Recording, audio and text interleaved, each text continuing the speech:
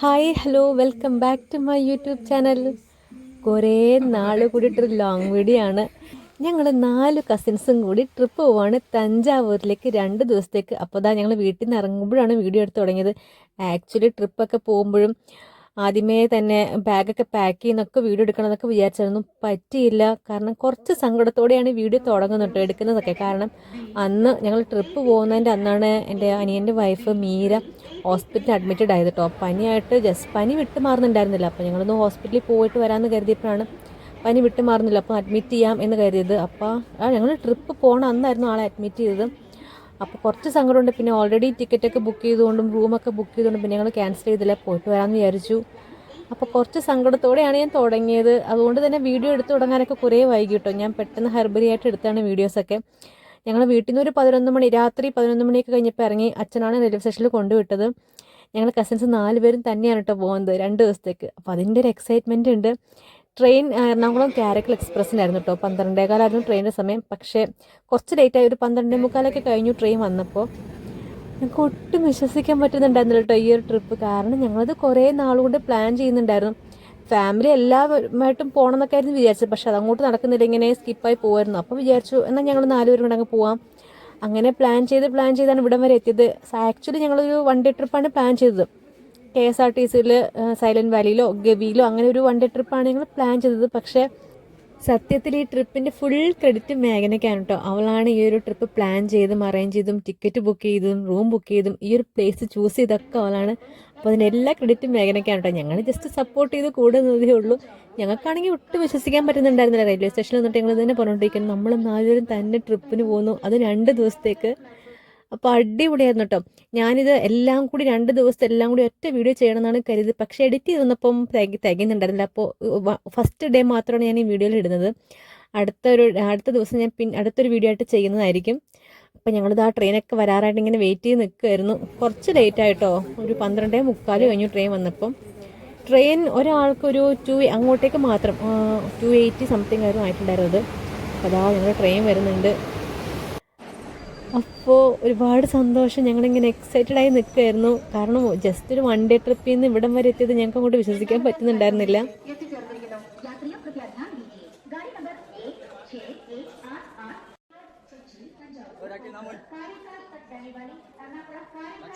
അങ്ങനെ ഞങ്ങളിതാ ട്രെയിനിൽ കയറി. 12:45 കഴിഞ്ഞു കേട്ടോ ട്രെയിൻ വന്നപ്പോൾ. 12:15 ടൈം കാണിച്ചിട്ടുണ്ടായിരുന്നു. വന്നപ്പോൾ കുറച്ച് ലേറ്റായി. എന്നിട്ടിങ്ങനെ കുറച്ച് നേരം വർത്താനമൊക്കെ പറഞ്ഞിരുന്നു.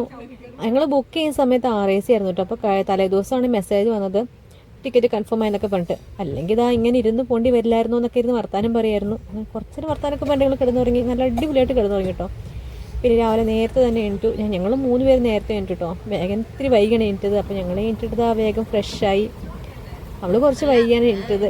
പിന്നെ കുറച്ച് പ്ലാൻ ചെയ്യാനുണ്ടായിരുന്നു കേട്ടോ. ഞങ്ങൾ എവിടെയൊക്കെ പോകണം, എങ്ങനെ കറക്റ്റ് അങ്ങോട്ട് ഞങ്ങൾ പോകേണ്ട സ്ഥലങ്ങളൊക്കെ നോക്കി വെച്ചിട്ടുണ്ടല്ലോ, എങ്ങനെ പോകണം, ആദ്യം എവിടെയൊക്കെ പോകണം, അങ്ങനെയൊന്നും പ്ലാനിങ് ഉണ്ടായിരുന്നില്ല. അപ്പോൾ അത് രാവിലെ എനിക്ക് ട്രെയിനിലിരുന്ന് പ്ലാൻ ചെയ്യാം എന്നായിരുന്നു ഞങ്ങളൊരു തീരുമാനിച്ചിരുന്നത്. അപ്പോൾ അതിൻ്റേത് സ്ഥലങ്ങളൊക്കെ നോക്കുമായിരുന്നു എങ്ങനെ പോകണം. പിന്നെ അതിൻ്റെ ഇടയിൽ കുറേ റീലൊക്കെ എടുക്കാണ്ടായിരുന്നു. അതിൻ്റെ പ്ലാനിങ് നടക്കുന്നുണ്ടായിരുന്നു.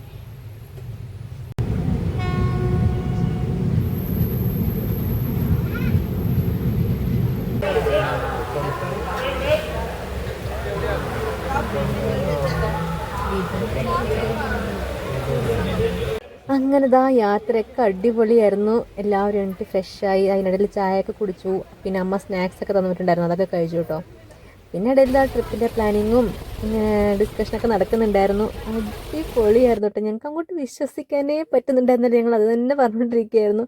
ഞങ്ങൾ 4 പേരും തന്നെ 2 ദിവസത്തേക്ക് തഞ്ചാവൂർ വരെ പോകണമെന്നൊക്കെ ഇങ്ങനെ പറഞ്ഞുകൊണ്ടിരിക്കുകയായിരുന്നു. കാരണം നമ്മൾ ഒട്ടും പ്രതീക്ഷിക്കുന്നില്ല. നമ്മൾ ജസ്റ്റ് ഒരു 1 ഡേ ട്രിപ്പായിരുന്നു പ്ലാൻ ചെയ്തത്. അതാണ് ഇവിടം വരെ എത്തിയത്. അപ്പോൾ അതിൻ്റെ ഒരു ത്രില്ലൊക്കെ ഉണ്ടായിരുന്നു. ഇത് ഞങ്ങളുടെ റീലാണ് കേട്ടോ, റീലെടുക്കലാണ്.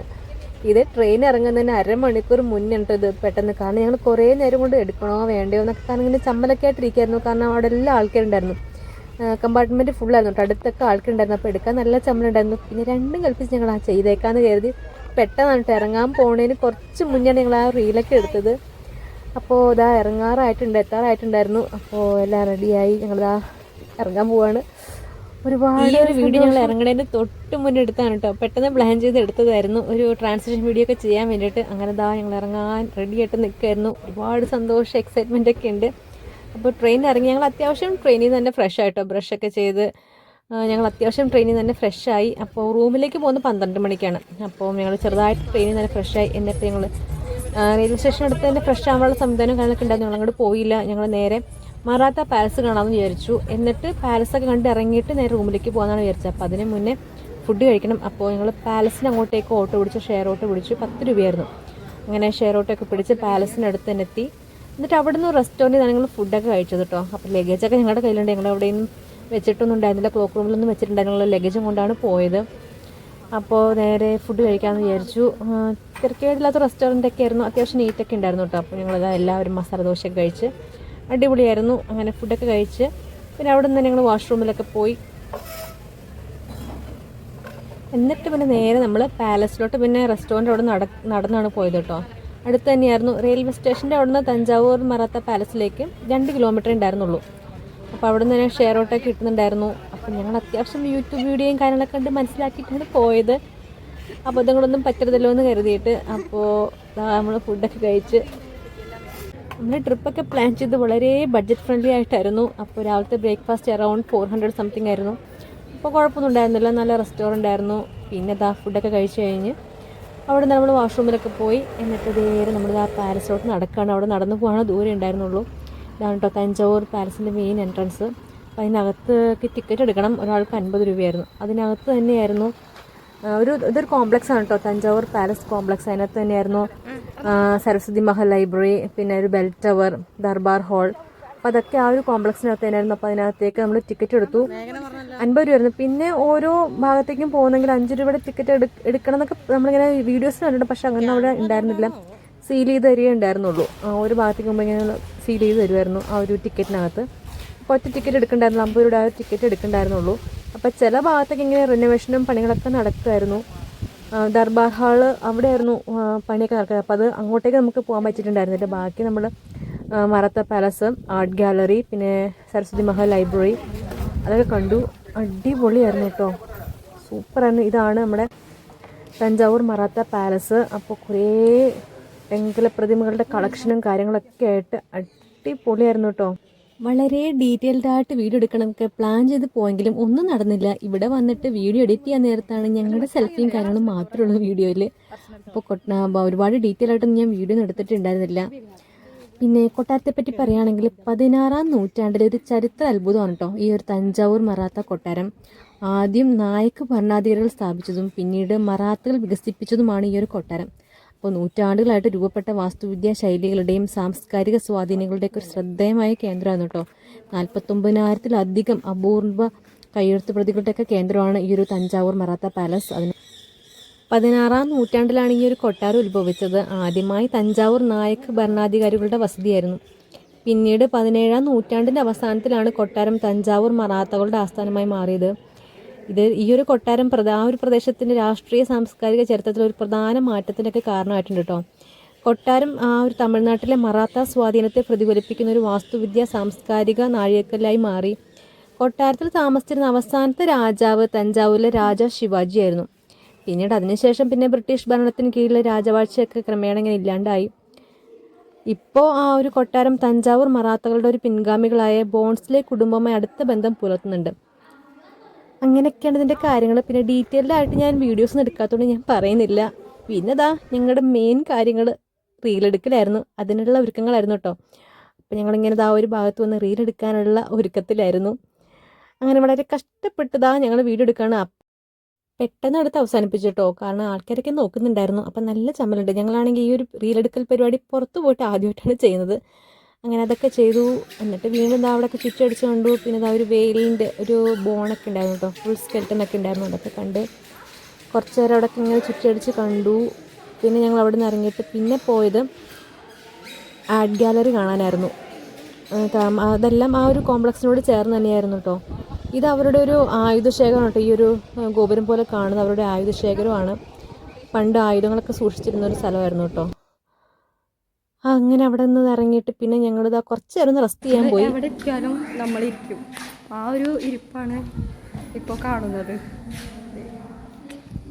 ഇതാണ് നമ്മുടെ വ്ളോഗ്. അത് കഴിഞ്ഞതാ കുറച്ച് ഫോട്ടോ സെഷനൊക്കെ ഉണ്ടായിരുന്നു. പിന്നെ ഞങ്ങൾ പോയത് ദർബാർ ഹാള് കാണാനായിരുന്നു. പാലസിനോട് ചേർന്ന് തന്നെയായിരുന്നു കേട്ടോ ദർബാർ ഹാള്. കൊട്ടാര സമുച്ചയത്തിലെ മറാത്ത സ്വാധീനത്തിൻ്റെ ഏറ്റവും മികച്ച ഉദാഹരണമായിട്ട് പറയാം കേട്ടോ ഈ ദർബാർ ഹാൾ. നായക് രാജാക്കന്മാർ ആദ്യം നിർമ്മിച്ച് പിന്നീട് മറാത്ത ഭരണാധികൾ മെച്ചപ്പെടുത്തിയതാണ് കേട്ടോ ഈ ഒരു ദർബാർ ഹാൾ. ഏകദേശം 4500 ചതുരശ്ര അടി വിസ്തീർണ്ണമുണ്ട് ഈ ഒരു ഹാളിന്. ഇതിൻ്റെ പ്രത്യേകത, ഈ ഒരു ഹാൾ ഉഷ്ണമേഖലാ കാലാവസ്ഥയിൽ ഘടനാപരമായ ശക്തിക്കും താപസുഖത്തിനും വേണ്ടിയിട്ടൊക്കെ രൂപകൽപ്പന ചെയ്തായിരുന്നു. മരത്തൂണുകൾ കൊണ്ടൊക്കെയാണ് നിർമ്മിച്ചിട്ടുള്ളത്. ഇതിനകത്ത് ഹിന്ദു പുരാണങ്ങളുടെയും മറാത്ത രാജാക്കന്മാരെയൊക്കെ ചിത്രീകരിക്കുന്ന ചുവർ ചിത്രങ്ങളൊക്കെ ഉണ്ട്. അലങ്കാര കമാനങ്ങളും അലങ്കാര വർക്കുകളൊക്കെ ഉണ്ട് ഇതിനകത്ത്. ഇതൊരു കോടതിയൊക്കെ ആയിട്ടായിരുന്നു പണ്ട് ഉപയോഗിച്ചിരുന്നത്. അത് മറാത്ത കോടതി പാരമ്പര്യങ്ങൾക്കൊക്കെ അനുയോജ്യമായിട്ടുള്ള ഒരു കാര്യങ്ങളൊക്കെയാണ് അത് പറയുന്നത്. അതായത് രാജകീയ കോടതിയൊക്കെ ആയിട്ടായിരുന്നു പണ്ട് ഈ ഒരു ദർബാർ ഹാൾ ഉപയോഗിച്ചിരുന്നത്. പിന്നെ അതിന് നടുക്കൊരു സ്റ്റാച്ചു ഒക്കെ ഉണ്ട് കേട്ടോ, ഒരു മഹാരാജ സർഫോജിയുടെ സ്റ്റാച്ചു ഒക്കെ. പിന്നെ അതിനോട് ചേർന്ന് തന്നെ ഒരു നടരാജ വിഗ്രഹങ്ങളുടെ കളക്ഷൻ മാത്രമുള്ളൊരു ഹാൾ ഉണ്ടായിരുന്നു. അതായത് നടരാജ വിഗ്രഹങ്ങൾ മാത്രമായിരുന്നു ഈ ഒരു ഹാൾ ഉണ്ടായിരുന്നത്. പല പല കാലങ്ങളിൽ കണ്ടെടുത്തിട്ടുള്ള നടരാജ വിഗ്രഹങ്ങളായിരുന്നു. അതിൻ്റെ ഡീറ്റെയിൽസും കാര്യങ്ങളൊക്കെ അവിടെ കൊടുത്തിട്ടുണ്ട്. അങ്ങനെ കാര്യമായിട്ട് വീഡിയോസൊന്നും എടുത്തിട്ടുണ്ടായിരുന്നില്ല കേട്ടോ. പിന്നെ അതാ വേഗം അതൊക്കെ കണ്ടിറങ്ങിയിട്ട് വീണ്ടും ഞങ്ങളിതാ കുറച്ച് നേരം റെസ്റ്റ് ചെയ്യാനൊക്കെ ആയിട്ടിരുന്നു.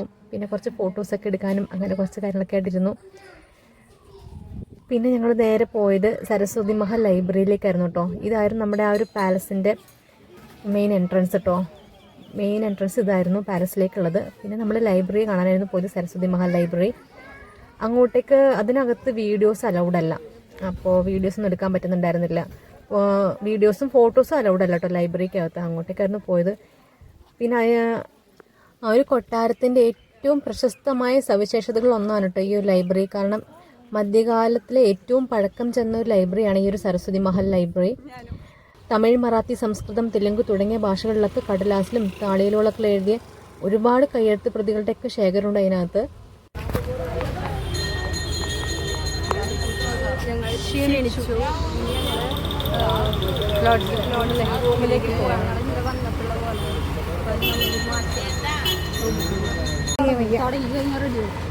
ശരിയല്ലേ പറഞ്ഞു തുടങ്ങി. നമ്മുടെ നാട്ടിൽ പോലെ ക്ഷീണിച്ചു ഭയങ്കര മഴ കൊടുത്തിട്ട് ഇത് കൊണ്ടെടുത്ത് പഴക്കേണ്ടി കൊണ്ടെടുത്ത്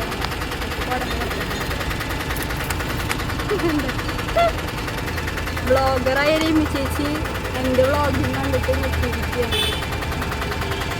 അങ്ങനെ നമ്മളിത് ആ പാലസൊക്കെ കണ്ടിറങ്ങിയിട്ട് ഇനി നമ്മൾ നേരെ പോകുന്ന റൂമിലേക്കാണ്. അപ്പോൾ അവിടുന്ന് ആ റൂമിലേക്ക് ഷെയർ ഓട്ടോ കിട്ടുമെന്നൊക്കെ അന്വേഷിക്കായിരുന്നു കേട്ടോ. അപ്പോൾ ഇവിടുന്ന് അങ്ങനെ കിട്ടില്ല, കുറവാണെന്ന് പറയായിരുന്നു. അപ്പോൾ നമ്മൾ സാധാ ഒരു ഓട്ടോയൊക്കെ പിടിച്ച് 100 രൂപയായിരുന്നു നമ്മൾ താമസിക്കുന്നിടത്തേക്ക് ഹോട്ടലിലേക്ക്. ഞങ്ങൾ ഓൾറെഡി ബുക്ക് ചെയ്തിട്ടുണ്ടായിരുന്നു കേട്ടോ. അപ്പോൾ നമ്മൾ ചെക്ക് ഇൻ ടൈം 12 മണിയായിരുന്നു. അങ്ങനെ നേരെ നമ്മൾ റൂമിലോട്ട് പോവാണ്. നമ്മൾ പ്രധാനമായിട്ടും കാണാൻ ഉദ്ദേശിച്ചിരിക്കുന്നത് ബിഗ് ടെമ്പിൾ ആയിരുന്നു, ബൃഹദേശ്വര ക്ഷേത്രം. അപ്പോൾ അതിനോട് ചേർന്ന് തന്നെയായിരുന്നു, അടുത്ത് തന്നെയായിരുന്നു നമ്മൾ റൂം എടുത്തിട്ടുണ്ടായിരുന്നത്. പെരിയകോവിലിൽ അടുത്ത് തന്നെയാണ് നമ്മൾ ആ റൂം എടുത്തത്. ഞങ്ങൾ കാണാൻ ഉദ്ദേശിച്ചിരിക്കുന്ന 1-2 സ്ഥലം ഒഴിച്ച് ബാക്കിയെല്ലാം നമ്മൾ ഈ താമസിക്കുന്ന റൂമിനടുത്ത് തന്നെയായിരുന്നു. അത് നമ്മൾ അറിയാൻ കുറച്ച് വൈകിട്ടോ. നമ്മൾ മാരിയമ്മൻ കോവിൽ ഒഴിച്ച് ബാക്കി നമ്മൾ പോയ എല്ലാ സ്ഥലങ്ങളും കാണാൻ ഉദ്ദേശിച്ച സ്ഥലങ്ങളൊക്കെ ഈ ഒരു ഹോട്ടലിനടുത്ത് തന്നെയായിരുന്നു. നമ്മളത് അറിയാൻ വൈകിയതാണ്. 2ാമത്തെ ദിവസമാണ് ഞങ്ങളത് അറിഞ്ഞത്. എന്നാലും കുഴപ്പമൊന്നും ഉണ്ടായിരുന്നില്ല. എല്ലായിടത്തേക്കും നമ്മൾ കാണാൻ ഉദ്ദേശിച്ച സ്ഥലങ്ങളെല്ലാം പോയി കണ്ടിരുന്നു കേട്ടോ. അങ്ങനെ നമ്മൾ റൂമിലേക്ക് ചെക്ക് ഇൻ ചെയ്യായിരുന്നു. ഓൾറെഡി നമ്മളതെല്ലാം ബുക്ക് ചെയ്തിട്ടുണ്ടായിരുന്നു കേട്ടോ. അടിപൊളി ഹോട്ടലായിരുന്നു കേട്ടോ. നല്ല നീറ്റായിരുന്നു, എല്ലാ സൗകര്യങ്ങളും ഉണ്ടായിരുന്നു കേട്ടോ. നമുക്കങ്ങനെ ഒരു നമ്മൾ ആദ്യമായിട്ടല്ലേ ഞങ്ങൾ 4 പേരും തന്നെ, ഞങ്ങൾ ലേഡീസ് 4 പേര് തന്നെ. അപ്പം എങ്ങനെയാവും എന്നൊക്കെയുള്ള ടെൻഷനൊക്കെ ഉണ്ടായിരുന്നു. പക്ഷേ നമ്മൾ കുഴപ്പമൊന്നും ഉണ്ടായില്ല. അടിപൊളി റൂമായിരുന്നു, നല്ല സർവീസൊക്കെ ആയിരുന്നു കേട്ടോ അവരുടെ.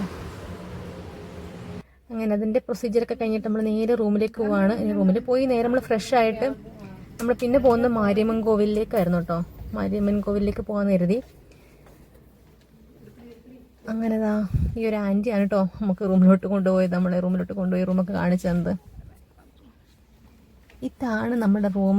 അടിപൊളിയായിരുന്നു, എല്ലാ സൗകര്യങ്ങളൊക്കെ ഉണ്ടായിരുന്നു. കുറച്ച് ടെൻഷനൊക്കെ ഉണ്ടായിരുന്നു കേട്ടോ. നമുക്ക് അറിയില്ലല്ലോ എങ്ങനെയാണ് എന്താണെന്ന്.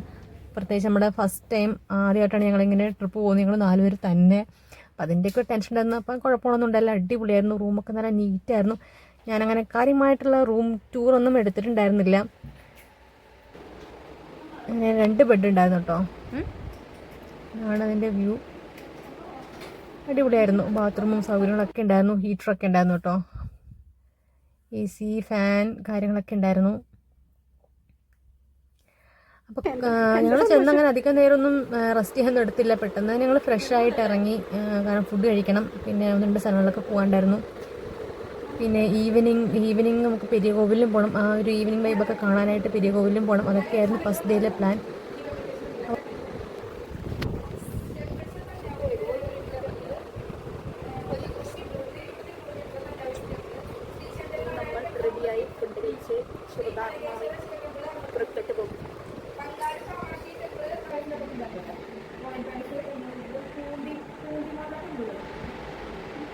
പോകേണ്ട സ്ഥലങ്ങളും കാര്യങ്ങളൊക്കെ നോക്കായിരുന്നു കേട്ടോ. അപ്പം ഞങ്ങൾ റൂമിലെത്തിയിട്ട് ജസ്റ്റ് ആ കർട്ടൻ ഒന്ന് മാറ്റി നോക്കിയപ്പോൾ കണ്ടതാണ് കേട്ടോ നമ്മുടെ ആ പെരിയ കോവിൽ ഞങ്ങൾക്ക് റൂമിൽ നിന്ന് കാണാമായിരുന്നു. ഇത്രയും അടുത്താണ് കേട്ടോ നമ്മൾ റൂം എടുത്തിരിക്കുന്നത്. നമ്മൾ പെരിയ കോവിലാണ് കാണുന്നത്. പിന്നെ നമ്മളിതാ വേഗം ഫ്രഷായി. ഞങ്ങൾ ആദ്യം ഫുഡ് കഴിച്ചിട്ട് പോകണമെന്നിങ്ങനെ വിചാരിച്ചു. അപ്പം വിചാരിച്ചു വേണ്ട, പെട്ടെന്ന് നമുക്ക് അമ്പലത്തിൽ പോയി വന്നിട്ട് ഫുഡൊക്കെ കഴിക്കാമെന്ന് കരുതി. അങ്ങനെ ഞങ്ങൾ നേരെ ഫ്രഷായിട്ട് പിന്നെ നമ്മൾ വീണ്ടും ഒരു റീലെടുക്കൽ പരിപാടിയാണ്. അതൊക്കെ എടുത്തിട്ട് നമ്മൾ നേരെ പോകുന്നത് മാരിയമ്മൻ കോവിലിലേക്കാണ് കേട്ടോ. അങ്ങോട്ടേക്കാണ് പോകുന്നത്. നമ്മൾ ബസ്സിനാണ് പോകുന്നത് കേട്ടോ. കൂടുതലും ഞങ്ങളുടെ യാത്രകളൊക്കെ ബസ്സിനായിരുന്നു. കാരണം ബസ്സിൽ നമുക്ക് ഫ്രീ ആയിരുന്നല്ലോ. ഞങ്ങൾ അവിടെ ചെന്നപ്പോഴാണ് പെട്ടെന്ന് ആ ഒരു ബോധമൊക്കെ വന്നത്, ബസ്സിൽ ഫ്രീ ആണല്ലോ എന്നൊക്കെ. ഇതാണ് നമ്മുടെ ഹോട്ടലിൻ്റെ, നമ്മൾ താമസിച്ചിരുന്ന ഹോട്ടലിൻ്റെ ഫ്രണ്ട് വ്യൂ. അങ്ങനെ ഞങ്ങൾ നേരെ പോകുന്നത് ബസ് സ്റ്റാൻഡിലേക്കാണ്. അവിടെ നിന്ന് നടന്നാണ് കേട്ടോ പോയത്. റൂമിൻ്റെ അവിടെ നടന്നാണ് നമ്മൾ ബസ് സ്റ്റാൻഡിലേക്ക് പോയത്. എന്നിട്ട് അവിടെ നിന്ന് ആ ബസ് കയറി നമ്മൾ നേരെ പോകുന്നത് മാരിയമ്മൻ കോവിലിലേക്കാണ്. നല്ല വെയിലായിരുന്നു കേട്ടോ. നല്ല വെയിലെന്ന് പറഞ്ഞാൽ ഒരു രക്ഷയില്ലാത്ത വെയിലായിരുന്നു. ഇതാണ് തഞ്ചാവൂർ ഓൾഡ് ബസ് സ്റ്റാൻഡ് കേട്ടോ. ഇവിടെ നമ്മൾ കുറേ തവണ വന്നും പോയൊക്കെ ഇരുന്ന് നമുക്കിത് സ്വന്തമായ പോയാലായിരുന്നു കേട്ടോ. അത്ര പ്രാവശ്യം ഞങ്ങൾ ആ സ്റ്റാൻഡിനകത്ത് ഉണ്ടായിരുന്നു. അങ്ങോട്ടും ഇങ്ങോട്ടും യാത്ര ചെയ്യാനായിട്ട് കൂടുതൽ നമ്മൾ ബസ്സിലായിരുന്നു പോയിരുന്നത്. അപ്പോൾ ഈ സ്റ്റാൻഡിലൊക്കെ കുറേ സമയം നമ്മൾ സ്പെൻഡ് ചെയ്തിട്ടുണ്ടായിരുന്നു.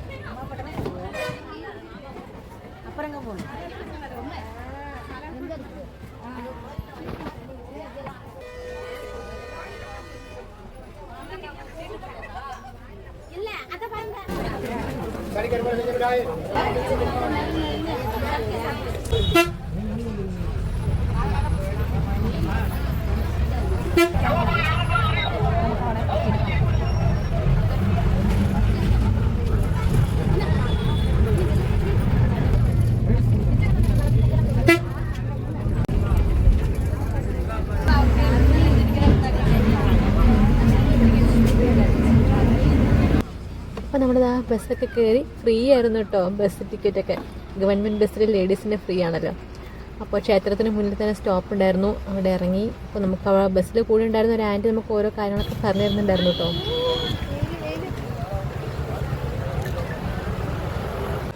തഞ്ചാവൂരിനടുത്ത് തന്നെ പുന്നൈനല്ലൂർ എന്നൊരു സ്ഥലത്താണ് കേട്ടോ ഈ ഒരു അമ്പലം. അതുകൊണ്ട് തന്നെ പുന്നൈനല്ലൂർ തഞ്ചാവൂർ മാരിയമ്മൻ കോവിൽ എന്നൊക്കെയാണ് അറിയപ്പെടുന്നത്. വളരെ പ്രസിദ്ധമായിട്ടൊരു ക്ഷേത്രമാണ് കേട്ടോ. നല്ല തിരക്കായിരുന്നു കേട്ടോ. അതിനകത്ത് നല്ല തിരക്കായിരുന്നു. ഞങ്ങൾ അധികം ഒരുപാട് നേരം അവിടെ നിന്നില്ല കേട്ടോ. കാരണം ഞങ്ങൾക്ക് തിരിച്ചെത്തണമായിരുന്നു. 1-2 സ്ഥലങ്ങളിലൂടെ പോകാനൊക്കെ ഉണ്ടായിരുന്നു. അപ്പോൾ ഞങ്ങൾ അധികം നേരം അവിടെ അമ്പലത്തിൽ നിന്ന് സ്പെൻഡ് ചെയ്തില്ല. കയറി ജസ്റ്റ് തൊഴുതിട്ട് ഞങ്ങളിങ്ങനെ പോരുകയാണ് ചെയ്തത്.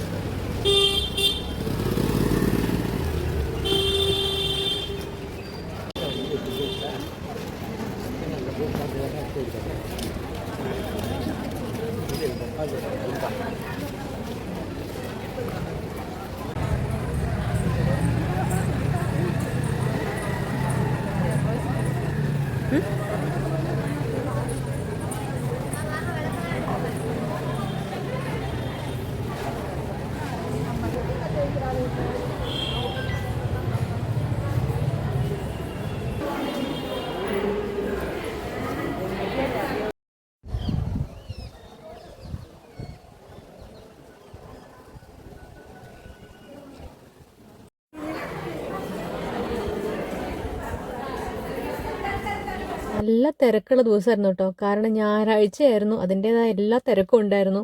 പിന്നെ ഏറ്റവും കൂടുതൽ ദേവി ആരാധിക്കാനുള്ള ശുഭകരമായ ദിവസമൊക്കെ ആയിട്ട് കാണുന്നത് ഞായറാഴ്ചയാണ്. കാരണം അന്നാണ് ഏറ്റവും കൂടുതൽ തിരക്കുണ്ടാവുക. സ്ത്രീകളും കുട്ടികളും ഒരുപാട് ഭക്തരൊക്കെ വരുന്നൊരു ദിവസമാണ് ഞായറാഴ്ച. പിന്നെ ദിവസവും 4 തവണ പൂജകൾ നടത്തുന്നുണ്ട് അമ്പലത്തിൽ. 5 വർഷത്തിലൊരിക്കൽ തൈലം കൊണ്ടുള്ള അഭിഷേകമൊക്കെ നടത്തുന്നുണ്ട്. പ്രധാന ദേവിയുടെ വലതുവശത്ത് വടക്കോട്ട് ദർശനമായി സ്ഥിതി ചെയ്യുന്ന ദുർഗാദേവിക്ക് ദിവസവും 3 തവണ അഭിഷേകം നടത്തുന്നുണ്ട്. പിന്നെയും കുറേ കഥകളും ഐതിഹ്യങ്ങളൊക്കെ ഈ ഒരു മാരിയമ്മൻ കോവിലിനെ പറ്റിയിട്ടുണ്ട്. അങ്ങനെ കുറച്ച് നേരമൊക്കെ അവിടെ സ്പെൻഡ് ചെയ്തിട്ട് ഞങ്ങൾ അവിടെ നിന്ന് തിരിച്ചു പോരുകയാണ്. ഇനി ഞങ്ങൾ പോകുന്നത് മണിമണ്ഡപം കാണാനാട്ടോ. അപ്പം അതിന് മുന്നേ നമുക്ക് ഫുഡ് കഴിക്കണം. അപ്പോൾ അതിനുള്ള സ്ഥലങ്ങളൊക്കെ അന്വേഷിക്കുമായിരുന്നു. അപ്പോൾ ഞങ്ങൾ വീണ്ടും അമ്പലത്തിൻ്റെ അവിടെ നിന്ന് ബസ് കയറി ഞങ്ങൾ ഓൾഡ് ബസ് സ്റ്റാൻഡിൻ്റെ അവിടേക്ക് തന്നെ പോകുന്നു കേട്ടോ. ബസ് സ്റ്റാൻഡിൻ്റെ അവിടേക്ക് തന്നെ പോകുന്നു, കാരണം ഫുഡ് കഴിക്കണമല്ലോ. അപ്പോൾ കാര്യമായിട്ട് തന്നെ കഴിക്കാൻ വിചാരിച്ചു. നല്ല വിശപ്പുണ്ടായിരുന്നു, പിന്നെ നല്ല വെയിലും ആകെ ക്ഷീണമൊക്കെ ആയി. അപ്പോൾ ഫുഡ് കഴിച്ചിട്ടാവും ബാക്കിയുള്ള യാത്ര എന്നൊക്കെ കയറി നമ്മൾ നേരെ ഫുഡ് കഴിക്കാനായിട്ട് പോയി. ഉച്ചക്കലത്തെ ലഞ്ച് ഇവിടെ നിന്നാണ് നമ്മൾ കഴിച്ചത്. അപ്പോൾ ഞങ്ങൾ മീൽസാണ് പറഞ്ഞത്. മീൽസ് ഉണ്ടായിരുന്നില്ല, ബിരിയാണിയൊക്കെ ഉണ്ടായിരുന്നുള്ളൂ. അപ്പോൾ നമ്മൾ ബിരിയാണിയൊക്കെ പറഞ്ഞു. ചിക്കൻ ബിരിയാണി ആയിരുന്നു പറഞ്ഞത്. കുറച്ച് പറ്റിപ്പായിരുന്നു, കുഴപ്പമുണ്ടായിരുന്നില്ല. ചിക്കനിലായിരുന്നു പറ്റിച്ചത് കേട്ടോ, കഷ്ണമൊന്നും ഉണ്ടായിരുന്നില്ല.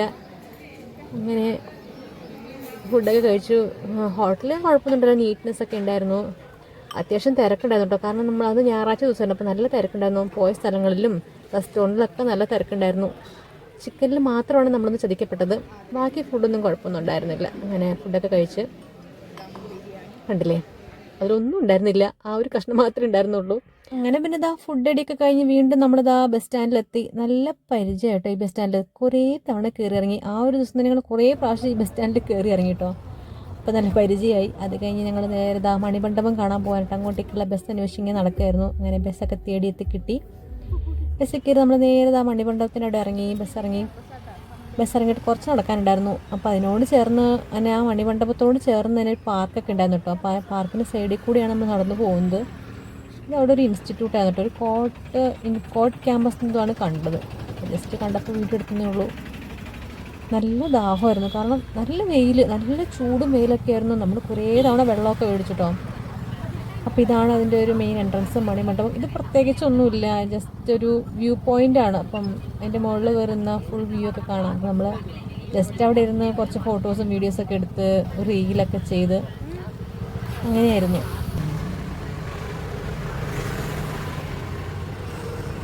അപ്പോൾ ഇതാണ് കേട്ടോ മണിമണ്ഡപം. ഇവിടെ അങ്ങനെ പ്രത്യേകിച്ച് കാണാനൊന്നുമില്ല കേട്ടോ, ഒരു വ്യൂ പോയിൻ്റ് പോലെയൊക്കെയാണ് എനിക്ക് തോന്നിയത്. പിന്നെ ഇതിനോട് ചേർന്നൊരു കുട്ടികൾക്ക് വേണ്ടിയുള്ള പാർക്കൊക്കെ ഉണ്ട്. ഇത് തഞ്ചാവൂരിൻ്റെ ഒരു തെക്ക് ഭാഗത്തായിട്ടാണ് രാജരാജൻ മണിമണ്ഡപം എന്നാണ് അറിയപ്പെടുന്നത്. 1991 8ാമത് ലോക തമിഴ് സമ്മേളനത്തിൻ്റെ ഇടെയാണ് ഇത് നിർമ്മിച്ചത് കേട്ടോ. ചോള കാലഘട്ടത്തിലെ കെട്ടിടങ്ങളുടെയൊക്കെ ശൈലിയിലാണ് ഈ ഒരു മണിമണ്ഡപം നിർമ്മിച്ചിട്ടുള്ളത്. ഇതിനോട് ചേർന്നൊരു പൂന്തോട്ടവും കുട്ടികൾക്ക് വേണ്ടിയുള്ള പാർക്കൊക്കെ ഉണ്ട് കേട്ടോ. കുറച്ച് വലിയ പാർക്കാണ് കേട്ടോ. ഞായറാഴ്ച ആയതുകൊണ്ട് നല്ല തിരക്കൊക്കെ ഉണ്ടായിരുന്നു. ഞങ്ങൾ പിന്നെ കുറച്ച് നേരം അവിടെ ഉപ്പിലിട്ട മാങ്ങയൊക്കെ മേടിച്ചിട്ടുണ്ട്, അതൊക്കെ കഴിച്ച് അവിടെ അങ്ങനെ ഇരുന്നു. പിന്നെ വീണ്ടും ഫോട്ടോസും റീലെടുക്കലൊക്കെ ആയിരുന്നു. അപ്പോൾ സന്ധ്യ ആവാറായിട്ടുണ്ടായിരുന്നു കേട്ടോ.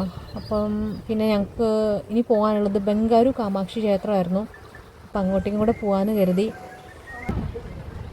ബാഗ് മാറ്റണോ?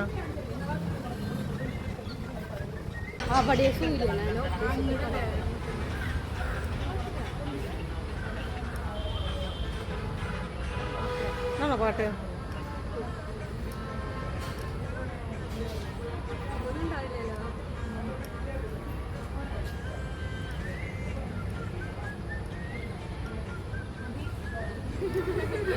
അങ്ങനെ അതിമനോഹരമായ റീലൊക്കെ എടുത്തു. ഞാൻ ചാനലിട്ടിട്ടുണ്ട് കേട്ടോ, ഷോർട്സിലിട്ടിട്ടുണ്ടായിരുന്നു ഈ ഒരു റീല്. അപ്പം അതൊക്കെ കഴിഞ്ഞ് വീണ്ടും അവിടേക്ക് ഒന്ന് ചുറ്റിയാണ് ഞങ്ങൾ. അതിൻ്റെ ഫുൾ മുകളിലോട്ടൊന്നും കയറില്ല കേട്ടോ, കുറച്ച് ദൂരേ പോയുള്ളൂ. കുറച്ച് മുകളിലോട്ടൊക്കെ പോയി പെട്ടെന്ന് ഇറങ്ങി. അപ്പോൾ അവിടെ ഒത്തിരി ഒരുപാട് ആൾക്കാരൊന്നും ഉണ്ടായിരുന്നില്ല കേട്ടോ, തിരക്കൊക്കെ കുറവായിരുന്നു അതിനകത്ത്. അപ്പോൾ ഒരുപാട് നേരമൊന്നും അവിടെ നിന്നില്ല. പ്രത്യേകിച്ച് അങ്ങനെ കാണാനൊന്നും ഇല്ല അതിനകത്ത്. അതിനോട് ചേർന്നുള്ള പാർക്കിലാണ് പിന്നെയും ക്രൗഡൊക്കെ ഉണ്ടായിരുന്നത്.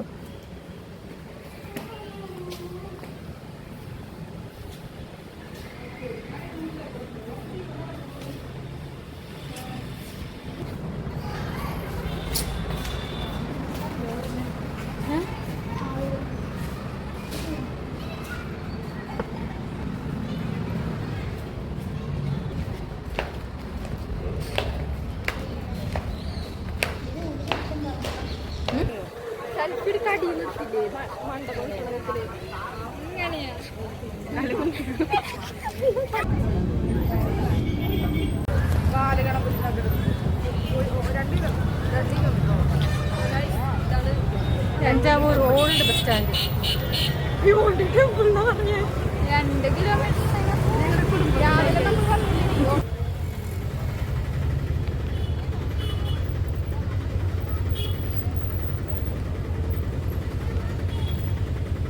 അപ്പോൾ മണിമണ്ഡപം കണ്ടിറങ്ങി ഞങ്ങൾ പിന്നെ അവിടെ നിന്ന് ബസ് കയറി തിരിച്ച് ബസ് സ്റ്റാൻഡിലെത്തി. അവിടെ നിന്ന് പിന്നെ ഒരു ഓട്ടോയ്ക്കാണ് നമ്മൾ അടുത്ത സ്ഥലത്തേക്ക് പോയത്. ബംഗാരു കാമാക്ഷി ക്ഷേത്രം കാണാനായിരുന്നു പോയത്. അപ്പം പിന്നെ നമ്മൾ ബസ്സൊന്നും നോക്കി നിന്നില്ല, നേരെ ഒരു ഓട്ടോയ്ക്ക് പോകാനുള്ള ദൂരം ഉണ്ടായിരുന്നുള്ളൂ. അപ്പോൾ 100 രൂപ എന്തോ ആയിരുന്നു. അങ്ങനെ അവിടുത്തെ ഒരു മിനിമം ചാർജ് 100 രൂപയാണ് കേട്ടോ. അങ്ങനെ നമ്മൾ ക്ഷേത്രത്തിൻ്റെ അവിടെ എന്തോ പണിയൊക്കെ നടക്കുമായിരുന്നു. അപ്പോൾ നമ്മൾ അകത്തോട്ടൊന്നും കയറില്ല, പുറമേ നിന്ന് കണ്ട് തൊഴുതിട്ടൊക്കെ ഇങ്ങനെ പോരുകയാണ് ചെയ്തത്. പിന്നെ ഇരുട്ടാവാറായിട്ടുണ്ടായിരുന്നു. നമുക്കാണെങ്കിൽ പെരിയ കോവിലേക്ക് പോകണം, അവിടുത്തെ ആ ഒരു ഈവനിങ് വ്യൂ ഒക്കെ കാണാനായിട്ട്. പിന്നെ ഇവിടുന്ന് നമ്മൾ റൂമിൽ പോയിട്ടൊന്ന് ഫ്രഷ് ആയിട്ടാണ് പിന്നെ പെരിയ കോവിലേക്ക് പോയത്. അപ്പോൾ അവിടെ നടന്നു പോകാനുള്ള ദൂരം ഉണ്ടായിരുന്നുള്ളൂ. നമ്മൾ പോയിട്ടുള്ള മാരിയമ്മൻ കോവിൽ ഒഴിച്ച് ബാക്കി എല്ലാ സ്ഥലങ്ങളും നമ്മൾ താമസിക്കുന്ന ഹോട്ടലിൻ്റെ അടുത്ത് തന്നെയായിരുന്നു കേട്ടോ. ഇവിടുന്ന് നടന്നു പോകാനുള്ള ദൂരം ഉണ്ടായിരുന്നുള്ളൂ ഹോട്ടലിൻ്റെ അവിടേക്ക്. അപ്പോൾ തിരിച്ച് നമ്മൾ റൂമിലെത്തി. അവിടെ പോയി ഫ്രഷ് ആയിട്ടാണ് പിന്നെ പെരിയ കോവിലേക്ക് പോയത്. അപ്പോൾ അവിടുന്ന് കുറച്ച് ദൂരം നടക്കാനുണ്ടായിരുന്നുള്ളൂ.